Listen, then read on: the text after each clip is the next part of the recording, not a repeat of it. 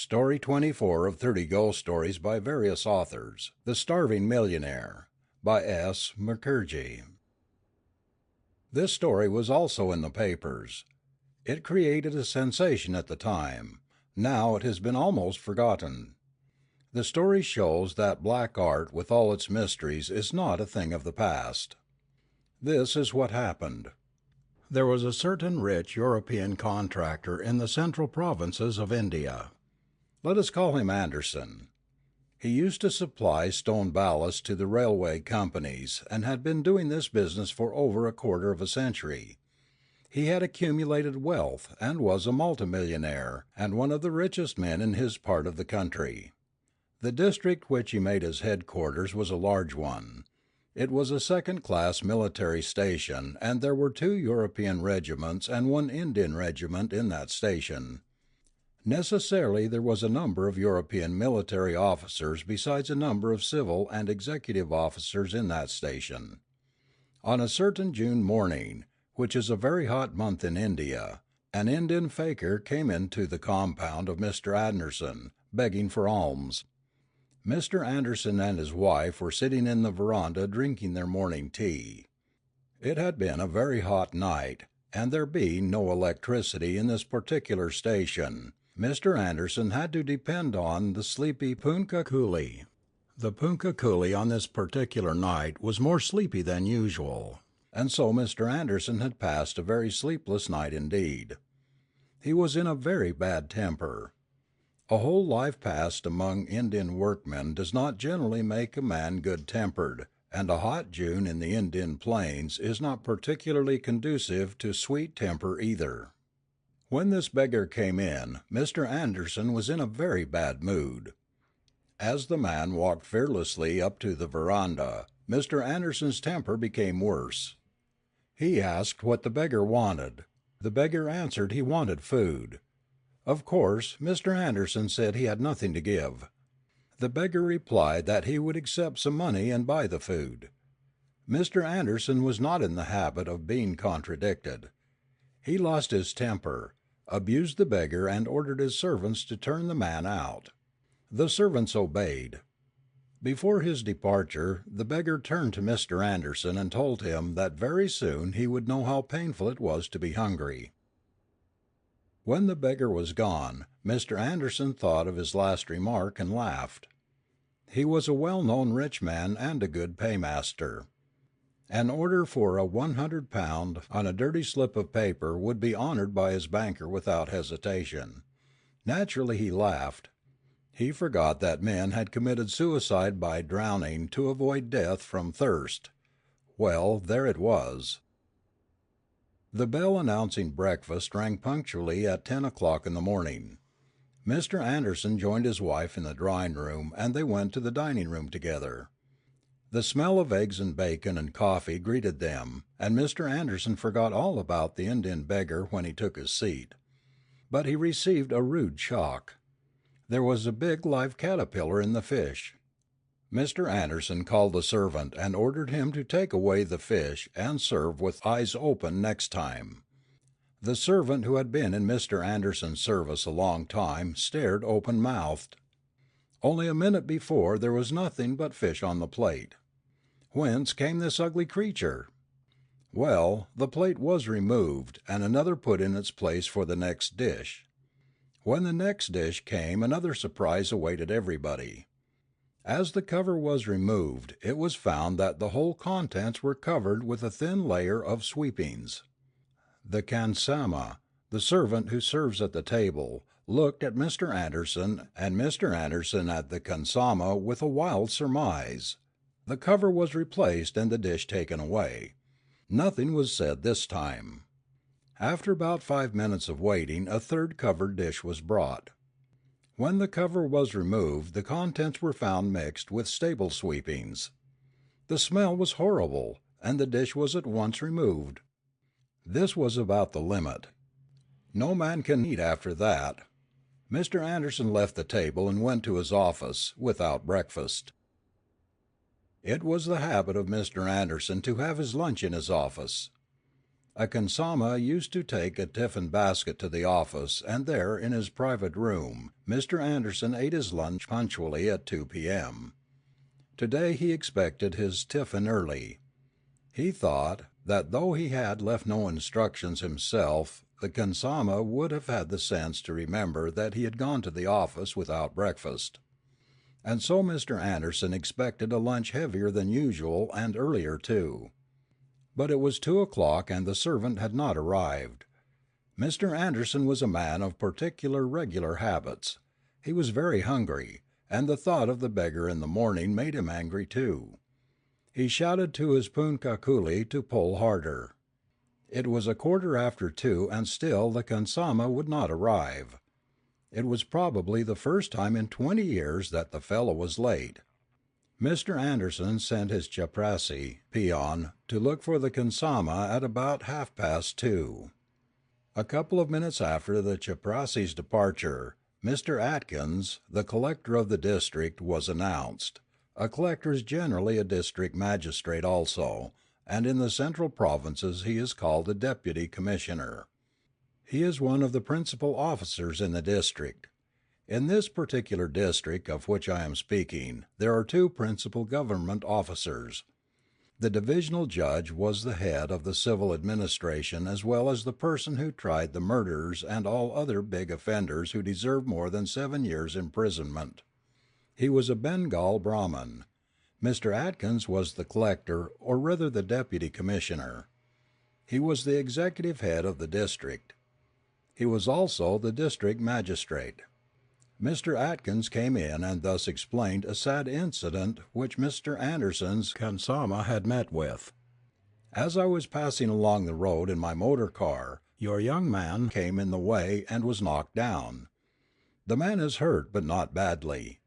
He had been carrying a tiffin basket which was also knocked down, as a matter of course, and the car having passed over it, everything the basket contained in the shape of china was smashed up.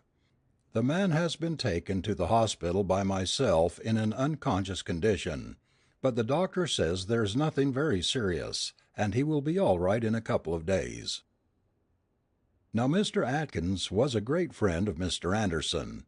They had known each other ever since Mr. Atkins' arrival in India as a young member of the civil service.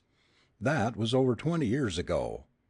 He had at first been in that district for over 7 years as an assistant commissioner, and this time he was there for over 3 years as a deputy commissioner. But Mr. Anderson was very hungry. The story of Mr. Atkins had given him the second shock since the morning. He therefore used language which no gentleman should have done, and with great vehemence threatened to prosecute Mr. Atkins for rash driving, etc. Mr. Atkins was a very good-natured man. He knew the temper of Mr. Anderson, but he had never seen Mr. Anderson so angry before. He therefore beat a hasty retreat, wondering whether Anderson had not gone mad. He would not have told anybody what happened in Anderson's office if he had known the starving condition of the millionaire. But as it happened, he repeated the fine language that Anderson had used in the club that same evening. Everybody who heard his story opined at the time that Anderson was clearly off his head. Mr. Anderson and his wife were expected at the club, but they did not turn up. When Mr. Atkins went home he got a letter from Anderson in which the latter had apologized for what he had said in the office that afternoon. In the letter there was a sentence which was rather enigmatic. "If you know what I'm suffering from, Atkins, you will be sorry for me, not angry with me. I pray to God you may not suffer such." The letter had evidently been written in great haste, and had not been revised. Mr. Atkins did not quite understand the matter, and he intended to look up Anderson the first thing next morning. Mr. Atkins thought that Anderson had lost some of his money. He knew that Anderson never speculated. Still he might have suffered a heavy loss in one of his contracts. He telephoned to Mr. Anderson at his house, but was informed by one of the servants that the master had gone out in his motor car at 6 in the evening and was not back. Now let's see what happened to Mr. Anderson after he left his office at about 4 in the afternoon. He went home and expected some tea, but no tea arrived, though it was 6. The khansama was in the hospital. The cook was called and he humbly offered the following explanation. As soon as Hazor, Your Honor, came back I ordered the khidmatgar, the cook assistant, to put the kettle on the fire. This is the ordinary duty of the khidmatgar. There was a bright coal fire in the stove, and the khidmatgar put the kettle upon it.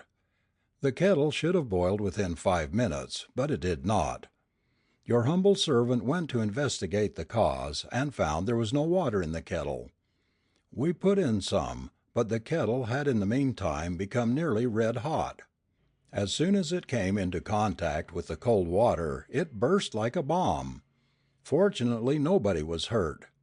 There was, of course, a saucepan to heat some water in, but the cold water had got on to the stove and extinguished it. It would be another half an hour before tea was ready, he added. Mr. Anderson now realized that it was not the fault of the servants, but the curse of the Indian fakir.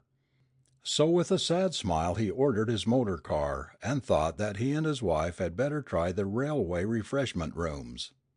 When his chauffeur was going to start the engine, Mr. Anderson expected that there would be a backfire and the chauffeur would have a dislocated wrist. But there was no accident. The engine started as smoothly as it had never done before. Mr. and Mrs. Anderson went to the railway refreshment rooms. There they were informed that no tea was available. A dead rat had been found under one of the tables in the first-class refreshment room, and as plague cases had been reported earlier in the week, the station master had ordered the rooms to be closed till they had been thoroughly disinfected. The whole staff of waiters with all the preserved meat and oilmen's stores had been sent by special train to the next station, so that the railway passengers might not be inconvenienced. The next station was 8 miles off, and there was no road for a motor car. "I had expected as much," said Mr. Anderson bitterly, as he left the railway station. "I would go to Captain Fraser and beg for some dinner. He is the only man who has got a family here, and will be able to accommodate us," he said to his wife, and so they started off a 5-mile run to the cantonments. There was some trouble with the car on the way, and they were detained for about an hour, and it was actually 8:30 in the evening when the Andersons reached Captain Fraser's place. Why, instead of going home from the railway station, Mr. Anderson went to Captain Fraser's place himself, could not tell. When the Andersons reached Captain Fraser's place at 8:30 in the evening, Mr. and Mrs. Fraser had not come back from the club, but they were expected every minute. It was in fact 9 when the captain and his wife turned up in a hackney carriage. They were surprised to see the Andersons. They had heard the story told by Atkins at the club. Anderson gave them his version. Of course, Captain Fraser asked them to stay to dinner. He said, "I am very sorry I am late, but it couldn't be helped. When returning from the club my horse was alarmed at something. The coachman lost control and there was a disaster, but thank God nobody is seriously hurt." Their carriage had, however, been so badly damaged that they had to get a hackney carriage to bring them home. In India, especially in June, they are not particular about the dress. So Captain Fraser said they would sit down to dinner at once, and at 9:15 they all went in to dine. The khansama stared at the uninvited guests. He knew that something had gone wrong with Anderson Sahib. The soup was the first thing brought in, and the trouble began as soon as it came. Captain Fraser's khansama was an old hand at his business, but somehow he made a mess of things. He got so nervous about what he himself could not explain that he upset a full plate of soup that he had brought for Mr. Anderson, not exactly on his head but on his left ear. Well, the reader would understand the situation. There was a plateful of hot soup on Mr. Anderson's left ear. The soup should have got cold, because it had waited long for the captain's return from the club, but the cook had very prudently warmed it up again, and it had become very warm indeed. Mr. Anderson shouted, and the khansama let go the plate. It fell on the table in front of Mr. Anderson on its edge and rolled on. Next to Mr. Anderson was Mrs. Fraser, and there was a glass of iced water in front of her. The rolling soup plate upset the glass, and the water and the glass and the plate all came down on Mrs. Fraser's lap, the iced water making her wet through and through. She was putting on a muslin gown. She had to go and change. Mrs. Anderson at this point got up and said that they would not spoil the Frasers' dinner by their presence. She said that the curse of the Indian fakir was on them, and if they stayed the Frasers would have to go without dinner. Naturally, she anticipated that some further difficulty would arise there when the next dish was brought in. The Frasers protested loudly, but she dragged Mr. Anderson away. She had forgotten that she had had her lunch and her husband had not. While going in their motor car from Mr. Fraser's house to their own, they had to pass a bazaar on the way. In the bazaar there was a sweetmeat shop. Mr. Anderson, whose condition could be better imagined than described, asked his chauffeur to stop at the sweetmeat shop. It was a native shop with a fat native proprietor sitting without any covering upon his body on a low stool. As soon as he saw Mr. Anderson and his wife he rushed out of his shop with joined palms to inquire what the gentleman wanted. Mr. Anderson was evidently very popular with the native tradesmen and shopkeepers. This shopkeeper had special reason to know Mr. Anderson, as it was the latter's custom to give a dinner to all his native workmen on Her Majesty's birthday, and this particular sweetmeat vendor used to get the contract for the catering. The birthday used to be observed in India on the 24th May, and it was hardly a fortnight that this man had received a check for a pretty large amount from Mr. Anderson, for having supplied Mr. Anderson's native workmen with sweets. Naturally he rushed out of his shop in that humble attitude. But in doing so he upset a whole dishful of sweets, and the big dish with the sweets went into the roadside drain. All the same the man came up and wanted to know the pleasure of the sahib. Mr. Anderson told him that he was very hungry and wanted something to eat. "Certainly, Huzoor," said the Halwai Indian confectioner, and fussily rushed in. He brought out some native sweets in a dona cup made of leaves, but as misfortune would have it, Mr. Anderson could not eat anything. There was any amount of petroleum in the sweets. How it got in there was a mystery. Mr. Anderson asked his chauffeur to proceed. For fear of hurting the feeling of this kind old Halwai, Mr. Anderson did not do anything then, but scarcely had the car gone 200 yards when the dona with its contents untouched was on the road. Mr. Anderson reached home at about 10:30. He expected to find no dinner at home, but he was relieved to hear from his bearer that dinner was ready. He rushed into his bathroom, had a cold bath, and within 5 minutes was ready for dinner in the dining room. But the dinner would not come. After waiting for about 15 minutes, the bearer, butler and footman combined, was dispatched to the kitchen to inquire what the matter was. The cook came with a sad look upon his face and informed him that the dinner had been ready since 8:30 as usual, but as the sahib had not returned, he had kept the food in the kitchen and come out leaving the kitchen door open. Unfortunately, Mr. Anderson's dogs had finished the dinner in his absence, probably thinking that the master was dining out.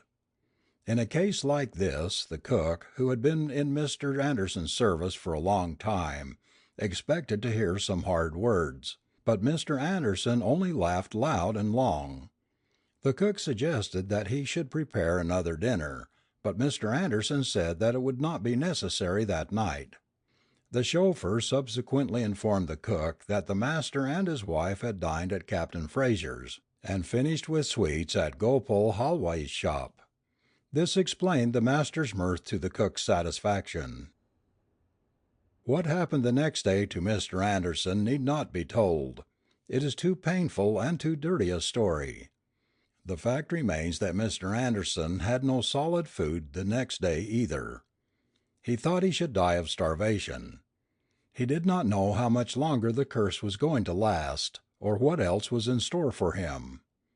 On the morning of the third day, the bearer came and reported that a certain Indian fakir had invited Mr. Anderson to go and breakfast with him. How eagerly husband and wife went. The fakir lived in a miserable hut on the bank of the river. He invited the couple inside his hut and gave them bread and water. Here was a clean, healthy-looking bread after all, and Mr. Anderson never counted how many loaves he ate. But he had never eaten food with greater relish and pleasure in his life before. After the meal the fakir, who evidently knew Mr. Anderson, said, "Sahib, you are a great man and a good man too. You are rich and you think that riches can purchase everything. You are wrong. The giver of all things may turn gold into dust, and gold may, by his order, lose all its purchasing capacity. This you have seen the last 2 days. You have annoyed a man who has no gold, but who has power. You think that the deputy commissioner has power, but he has not. The deputy commissioner gets his power from the king. The man whom you have offended got his power from the King of Kings. It is his pleasure that you should leave the station. The sooner you leave this place, Sahib, the better for you, or you will starve. You can stay as long as you like here, but you will eat no food outside this hut of mine. You can try. You can go now and come back for your dinner when you require it."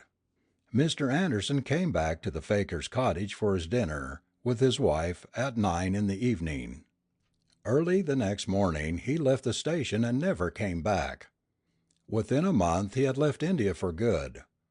The hospitable gentleman of the station who had asked Mr. and Mrs. Anderson to have a meal with him will never forget the occasion. This story, though it reads like a fairy tale, is nevertheless true. All the European gentlemen of J knew it, and if any one of them happens to read these pages he will be able to certify that every detail is correct.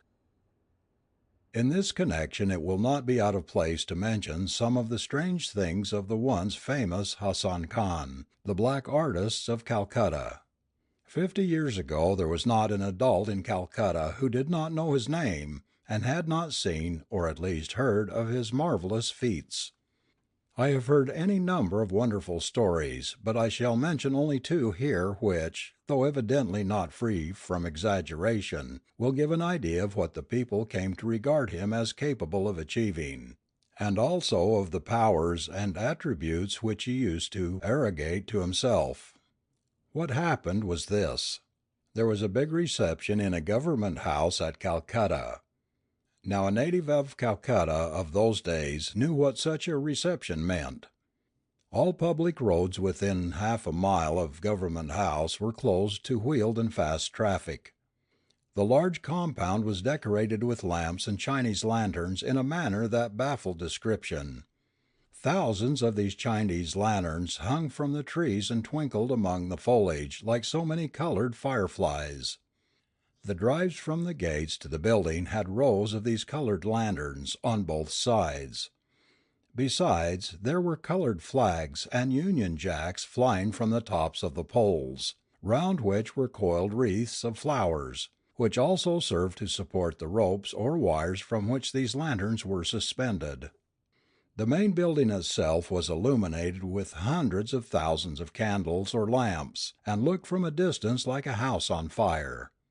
From close quarters you could read, "Long live the Queen," written in letters of fire on the parapets of the building, and could see the procession of carriages that passed up and down the drive so artistically decorated, and wonder that the spirited horses did not bolt or shy or kick over the traces when entering those lanes of fire.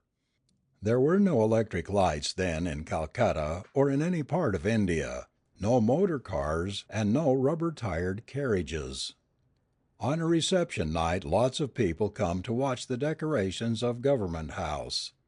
Nowadays Government House is illuminated with electricity, but I am told by my elders that in those days, when tallow candles and tiny glass lamps were the only means of illumination, the thing looked more beautiful and gorgeous.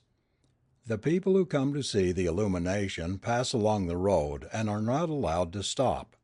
The law is that they must walk on, and if a young child stops for more than half a minute, his guardian, friend, nurse or companion is at once reminded by the policeman on duty that he or she must walk on.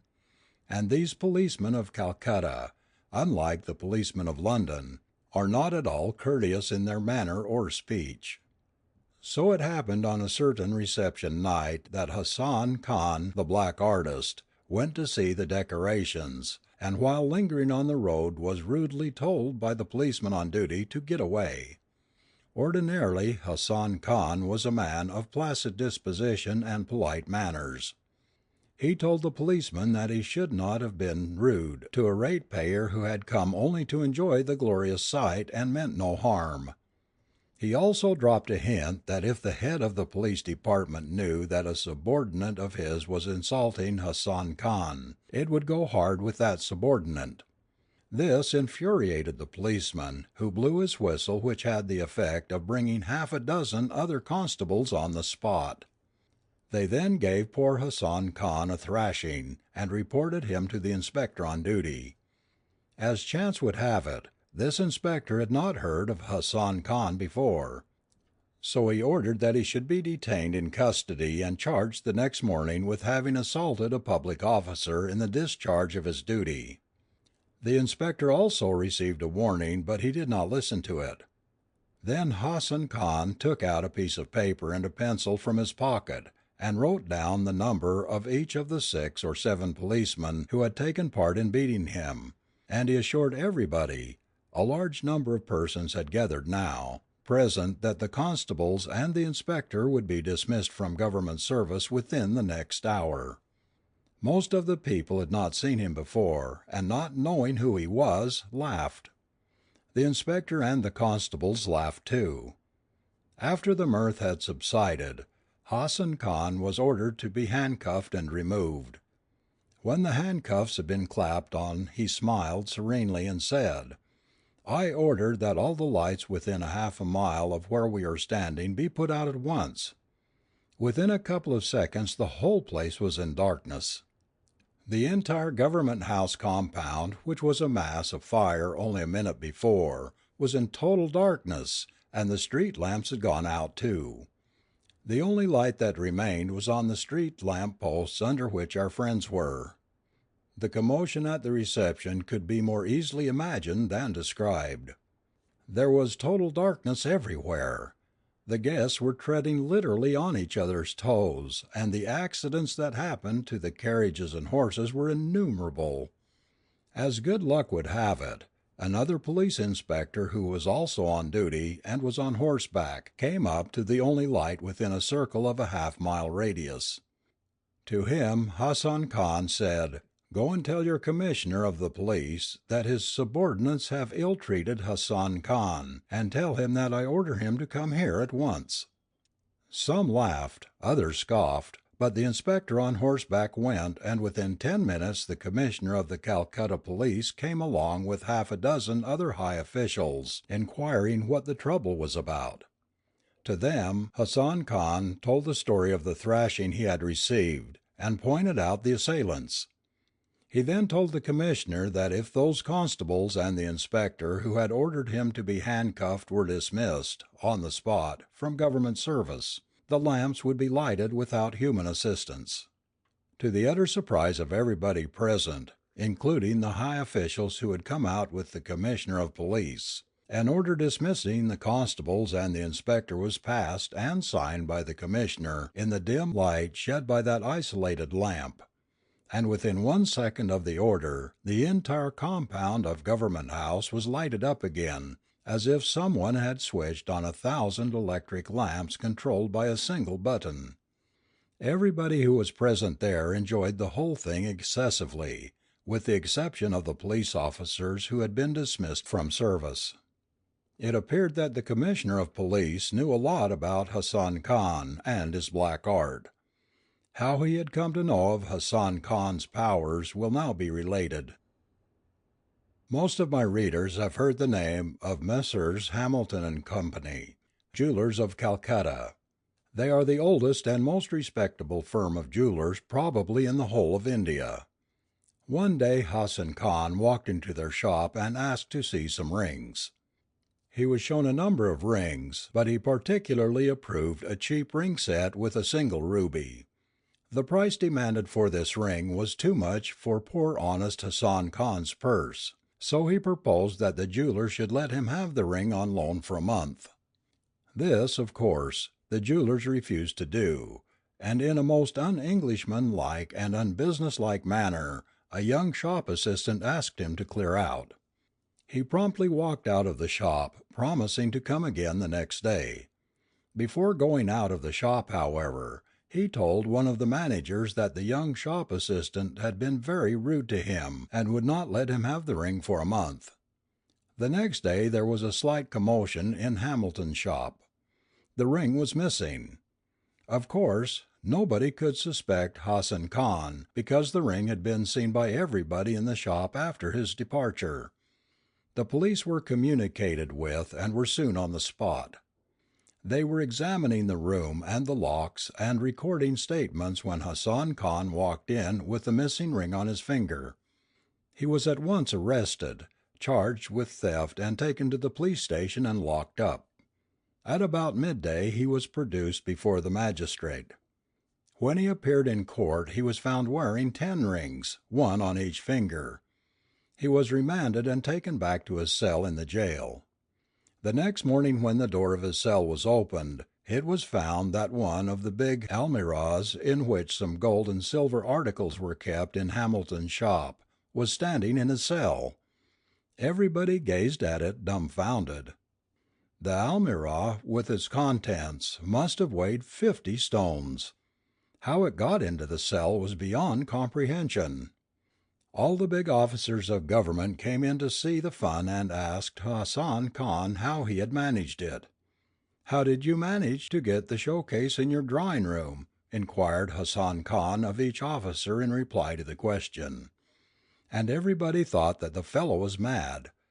But as each officer reached home he found that one showcase, evidently from Hamilton's shop, with all its contents was standing in his drawing room.